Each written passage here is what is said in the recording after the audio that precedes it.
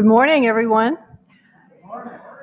Um, in the opening words of Joseph Campbell, when we quit thinking primarily of ourselves and our own self-preservation, we undergo a truly heroic transformation of consciousness.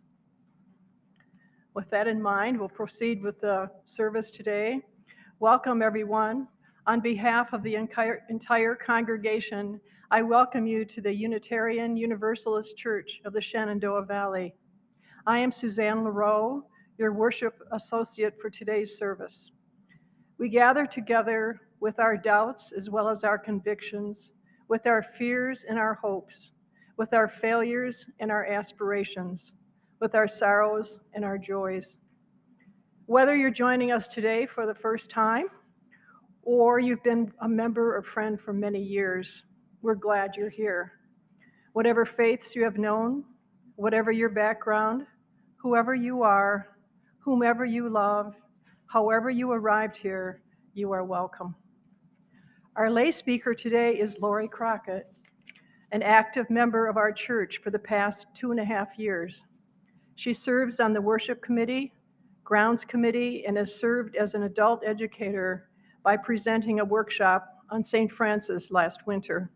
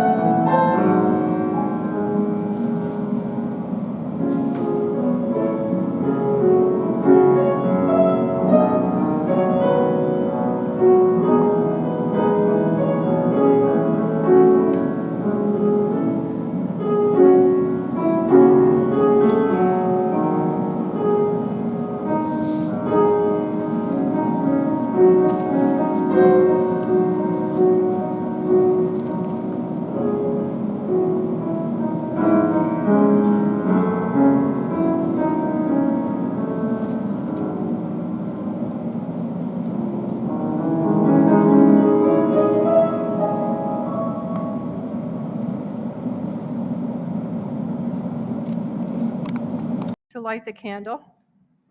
Let us say together here and from our homes the words for lighting the chalice. In the light of truth and in the warmth of love, we gather to seek, to sustain, and to share. And I invite you to join with us as we say our covenant. Love is the spirit of this church. The quest for truth is its sacrament. To dwell together in peace, to seek the truth in freedom, and to help our neighbor. To these ends, we covenant one with another. Welcome, everyone. For 8 weeks last winter, when we were housebound and isolated by the COVID-19 pandemic, a small group of people gathered weekly for an hour online for an adult education workshop. Based on a germ of an idea a friend had shared with me and a request from Reverend Julie to do a class, I put together an 8-week workshop class on the St. Francis prayer, also known as the Peace Prayer. My friend's idea was to learn the prayer of 1 or 2 lines at a time, writing them down, studying them, carrying them in our pockets to memorize them, and applying the words to our own lives. This well-known prayer is usually attributed to the Catholic saint named Francis, who lived in the 1400s in Italy, took a vow of poverty, renounced his family's wealth, and founded an order of monks known as the Franciscans. But the prayer really came into being in the 1940s in response to the war, and quickly became known as the Peace Prayer. After being passed around and shared all over Europe and America, at some point it was printed in a Catholic newsletter, and it was then that it became attributed to St. Francis. When I started putting together the workshop, it was a steep learning curve for how to access and use the new online platform called Zoom. But having been a high school English teacher for 20 years, I used what I already knew how to do with the PowerPoint slides to create weekly presentations. So each week we met on Zoom and examined 1 or 2 lines of the Peace Prayer at a time in depth. We looked at what the major words in each line meant to us, and we looked at how the lines could be applied to ourselves in our own lives. We looked at other readings, quotes, and sayings about the important words in the lines. We spent time together reading, writing, responding, sharing, while examining the St. Francis or Peace Prayer. We asked and answered questions. We defined words and terms. We listened to the writings of others and also read our own shared writings with each other. We shared artwork. And finally, some of us rewrote the prayer in our own words, making it more meaningful, personal, and heartfelt. We shared from our hearts. We listened intently to each other, and most importantly, we looked inward. As the weeks went by, I think we all connected on a deeper and more spiritual level. As the weeks went by, we got to know each other better and became a small spiritual community in a very difficult time.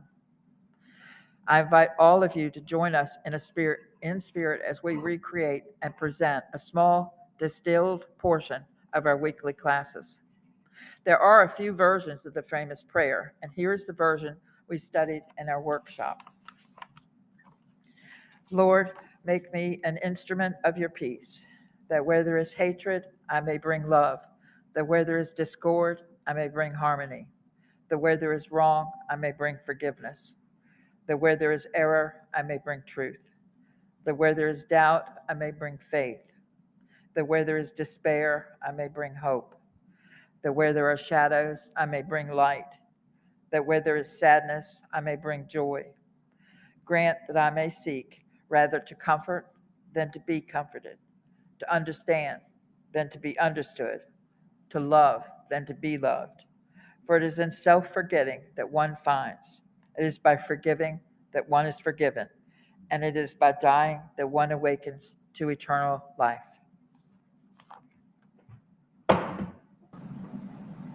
Lord, God, Spirit, universe, higher power, whoever, and let us acknowledge whoever or whatever you ordained may be. Now let's look at the rest of the line. Wait, an instrument. Wait, what's an instrument? A dictionary says a tool or implement used for a particular kind of work. Carlos Santana is quoted as saying the most powerful weapon you can be is an instrument of peace. The entire first line says, making an instrument of your peace. Wait, what does peace really mean? Albie Weasel said mankind must remember that peace is not God's gift to his creatures. Peace is our gift to each other. And Jimi Hendrix said, when the power of love overcomes the love of power, the world will know peace. Okay, now let's look at the word peace. What can we do to promote peace in our world? In our behavior, in our work, In our families and relationships? In our service to others, okay, now let's take a few minutes to journal about how else we can examine the concept of peace. We'll pause while everyone has a few minutes to write in their notebooks, and then we'll do it. What kind of ideas have you come up with? We can read and write poems about peace. We can create art to represent our ideas of peace. or we can talk and share and take action. Let's look at the next line of the prayer. So where there is hatred, Wait, what is hatred? One definition says intense dislike or ill will. Maya Angelou said, hate has caused a lot of problems in the world, but has not solved one yet. the entire line says that where there is hatred, let me sow love. What about the word soul? What about the word soul? What are some ways we can sow love? By extending care and kindness to friends and family. And to our fellows and strangers and to co-workers and service to others. Okay. What is the rest of the line about love? And that I may seek To love. rather than. To be loved. What can we say about love? Love has no meaning if it isn't shared. Mother Teresa. True love is when you love someone without hesitation, without expectations, and without judgment. Devastation Teresa. Love has to be put into action. Mother Teresa. God is love, but doesn't ask for anything back in return. Dr. Wayne Dyer. What else can we do to spread love? Journal and write about love. Read and write poems about love. Create art to represent your ideas about love. Perform acts of kindness whenever we can. Okay, let's look at another line of prayer. That where there are shadows, I may bring light. What did it say about shadows and light? Helen Keller said, keep your face to the sunshine, and you cannot see the shadows. It's what sunflowers do. Amanda Gorman said, the new dawn moves as we free it, for there is always light. If only we're brave enough to see it. If only we're brave enough to be it. Victor Hugo said, even the darkest night will end, and the sun will rise. And what does the whole line, that where there are shadows, I may bring light, mean to you? How do you dispel shadows? How can you bring light to others? To your community. And the world? Let's look at another line of prayer. That where there is sadness, I may bring joy. Let's take a few moments to think about sadness and joy. Journal for a few minutes about what you have done in the past to get out of a slump or to shake feelings of sadness and to bring back joy. Let's take a few minutes to share anything that you have found helpful. Aesop Demison said, All stars can be born if you put them into a story or tell a story about them. As we went along, we tried to write the lines for that week in our own words, and the following week, we would share them with each other. By the end of the workshop, some of us had complete, new, original, personal versions of the prayer, and we will share some of them now. The first was written by Ariane Young, who gave us permission to read hers today, since she could not be here. This is a Unitarian Universalist Buddhist reflection on prayer. May I be a vessel of love in this world. Where there is hatred, let me bring loving kindness. Where there is injury, forgiveness. Where there is doubt, insight. Where there is despair, potential. Where there is darkness, light. Where there is suffering, may one find causes for joy. May I comfort as well as be comforted. May I understand as well as be understood. May I love as well as be loved. For in giving we receive. In forgiving we are forgiven. In letting go of self-centeredness we enter endless compassion.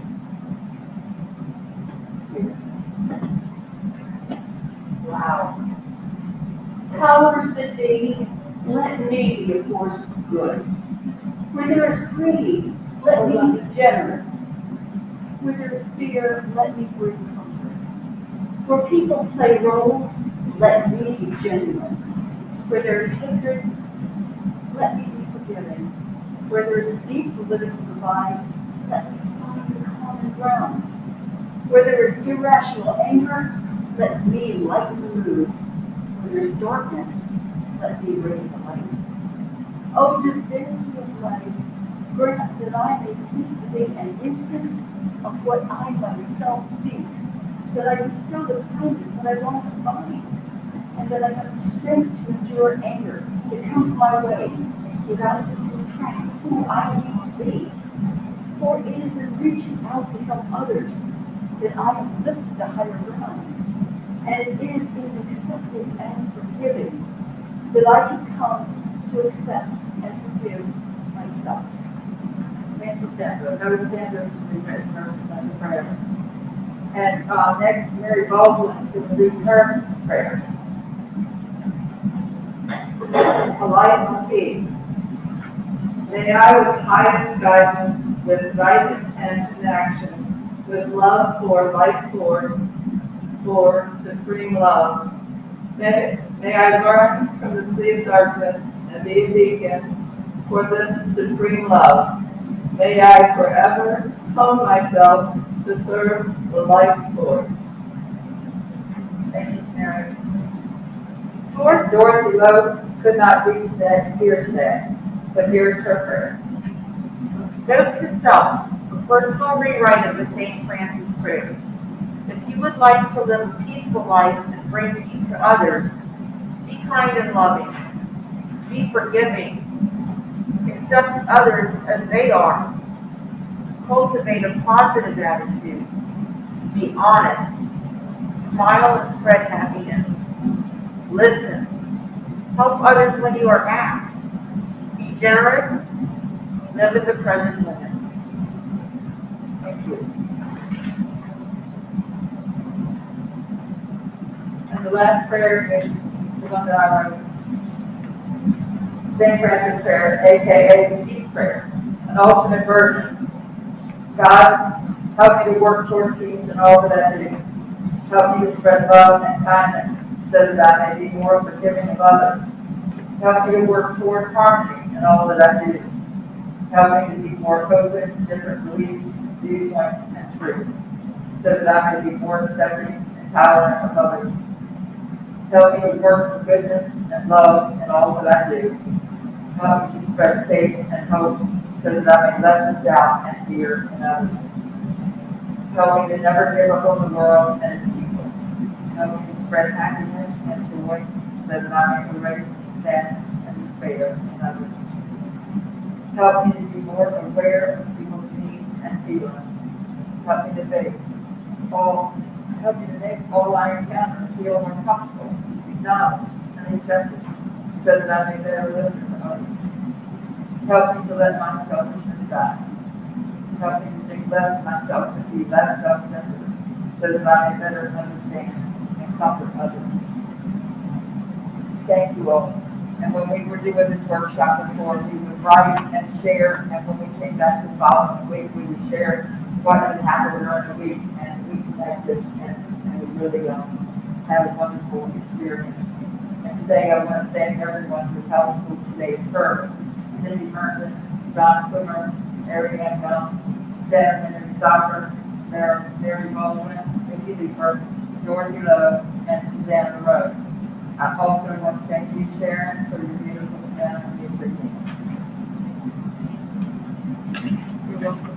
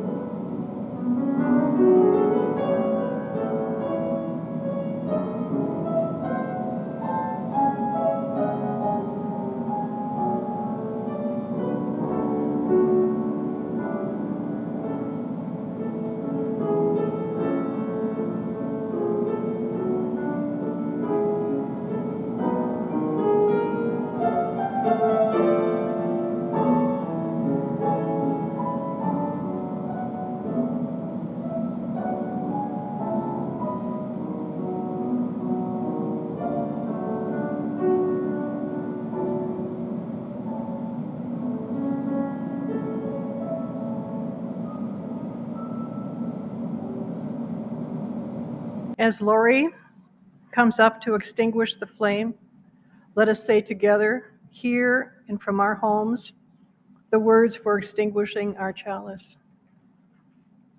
We extinguish this flame, but not the light of truth, the warmth of our community, or the fire of commitment. These we carry in our hearts until we meet again. The purpose of this church is to encourage all who gather to grow more generous in spirit and action. If you happen to be watching us online, we hope you will consider making an offering after today's service through our webpage, uushenandoah.org. This will allow us to exercise the generosity of spirit. This self-supporting church and its many ministries will continue during this time when not all of us are able to be together physically. Thank you for joining us today.